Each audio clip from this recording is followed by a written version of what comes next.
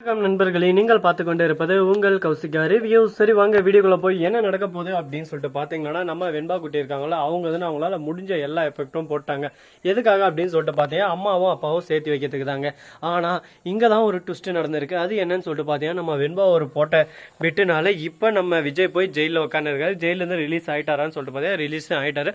ஆனா அதுக்கு முன்னாடி நம்ம விஜயை உள்ள கட்டி போட்டு வச்சிருந்தாங்க. அந்த போலீஸ்காரன் இருக்கால, அவனுக்கு கொஞ்சம் நம்ம விஜய் மேல வன்மம் ஆல்ரெடி. ஏன்னு சொல்லிட்டு பாத்தீங்கன்னா, அவன் ஆல்ரெடி நம்ம விஜய் கிட்ட கொஞ்சம் ஓவரா பேசியிருக்காரு. இதுக்கு முன்னாடி விஜய் ஒரு தவளை வந்து அவர் தான் சீஃப் கெஸ்டா போயிருக்காரு. அந்த இடத்துல வந்து இவர் ரொம்பவே ஆளுங்களெல்லாம் அடிச்சு முடுக்கிறது அப்படி இப்படின்னு சொல்லிட்டு பண்ணியிருக்காரு. அந்த சமயத்துல நம்ம விஜய் எதுனா அவர் பக்கங்கிற நியாயத்தை சொல்லி அவங்கள திட்டிருக்காரு. அந்த கோவத்தை வன்மத்தை வச்சுன்னு இப்ப நம்ம விஜயை பழிக்கு பழி வாங்கினான்ற விஷயம் நல்லாவே தெரிய வருது. ஆனா நம்ம விஜய்க்கு ஞாபகம் இல்லை.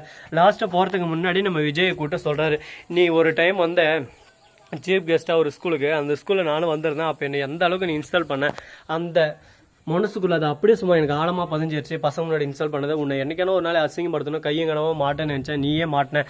ஆனா இப்போ எல்லாம் அசால்ட்டா தப்பிச்சிட்டே, பரவாயில்ல, இவ்வளோ நேரம் உன்னை வச்சு செஞ்சிருந்தாலும் அது எனக்கு சந்தோஷம் தான் அப்படின்னு சொல்லிட்டு ரொம்ப ஆழமா சிரிச்சுக்கிட்டே சொல்றான். ஆடா பாவி டேய், வன்மத்தை இப்படி எல்லாமா வச்சு கக்கலாம், ஏன்டா இவன் இப்படி இருக்கானே அப்படின்னு சொல்லிட்டு நமக்கு தோணும்.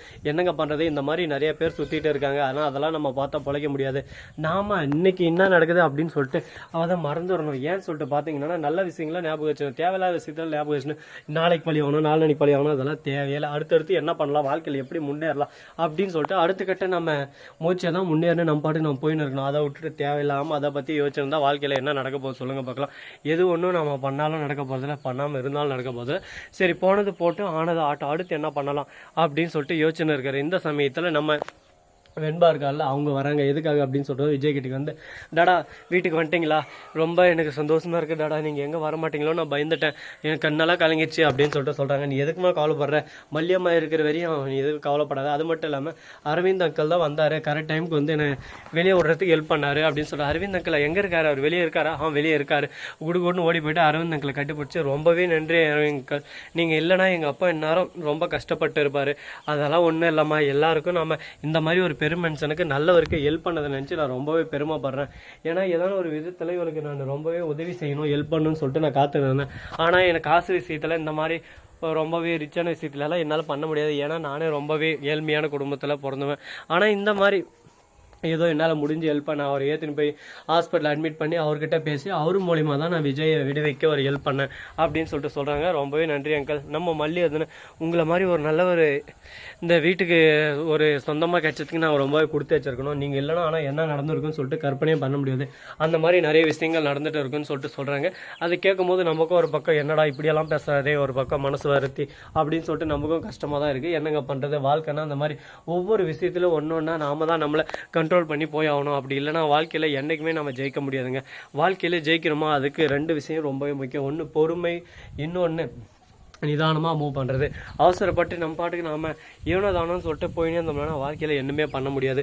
ஐயோ என்னடா இது இப்படி குட்டை கவுந்து போச்சு அப்படின்னு சொல்லிட்டு லாஸ்ட்டில் தலையில் முக்காடை போட்டுன்னு ஒரு பக்கம் உட்காந்து தான் ஆகணும்.